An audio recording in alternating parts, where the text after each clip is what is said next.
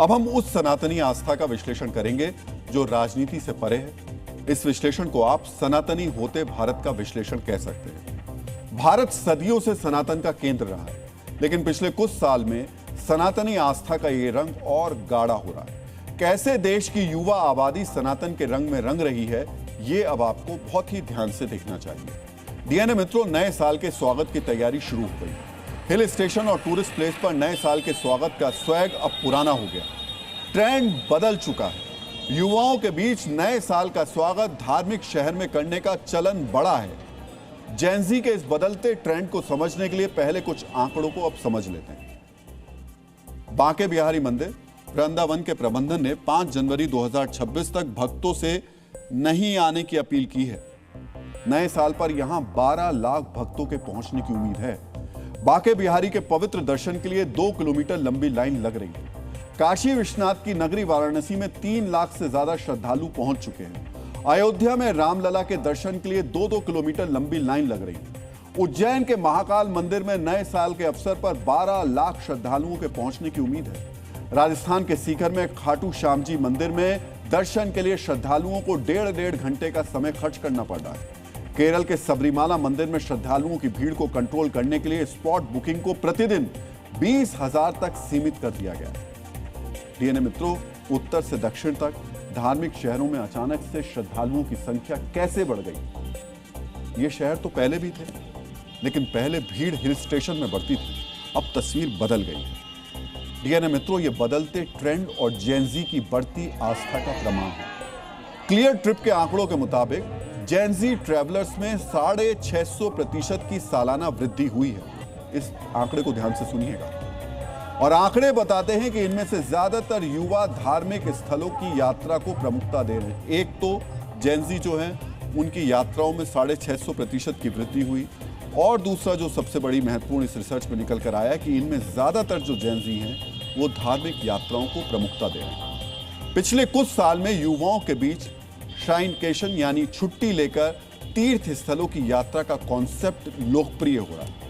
साथ ही हर बड़े अवसर पर अपने आराध्य के दर्शन का ट्रेंड भी बढ़ा है। यही ट्रेंड अब नए साल के मौके पर साफ साफ दिखाई भी दे रहा है।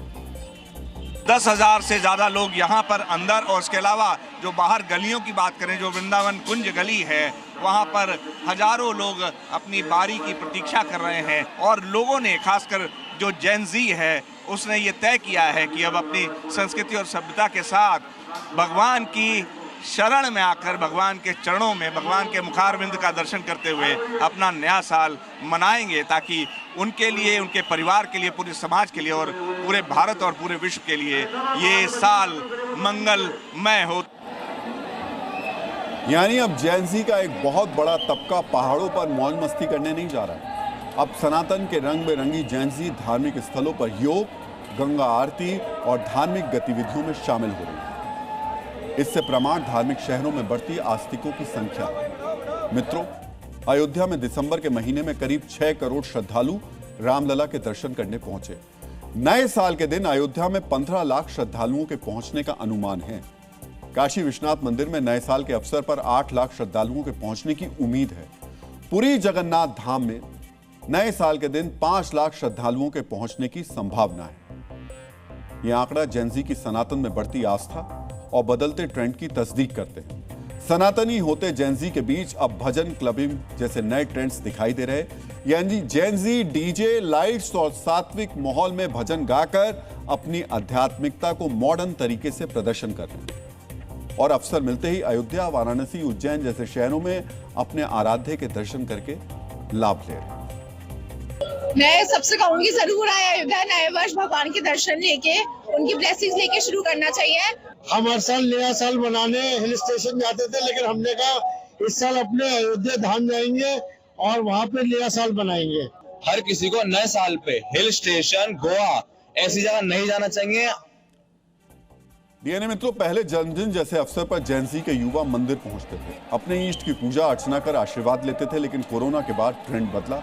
जेनजी की आस्था का मीटर उच्चतम शिखर पर पहुंच रहा है। इसलिए भारत में धार्मिक शहरों में पहुंचने वाले श्रद्धालुओं में युवा वर्ग का हिस्सा करीब 30% तक हो गया है। जेनजी का जुड़ाव खासतौर पर तकनीक से है। सनातन में बढ़ती जेनजी की आस्था का रंग उनके सर्च में भी दिखाई दे रहा है।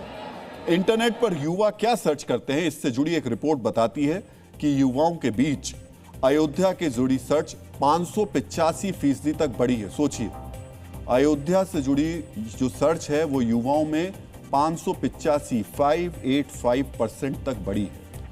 उज्जैन से जुड़ी सर्च 359% तक बढ़ी है और बद्रीनाथ से जुड़ी सर्च 343% बढ़ी है। यानी ये अयोध्या का, बद्रीनाथ का या उज्जैन के बारे में इतने सर्च कर रहे हैं इंटरनेट पर। जेनजी अब सनातन आस्था स्थलों का इतिहास और उनसे जुड़े आध्यात्मिक अनुभव की तलाश कर रहे हैं। अध्यात्म को लेकर जेनजी की इस भूख का नतीजा है कि धार्मिक पर्यटन में जेनजी की हिस्सेदारी 12% तक हो रही है, जो हर साल 15% के हिसाब से बढ़ रही है। ये आंकड़े इसके प्रमाण हैं कि देश के युवा अपनी जड़ की ओर लौट रहे हैं और ये बहुत ही अच्छी बात है।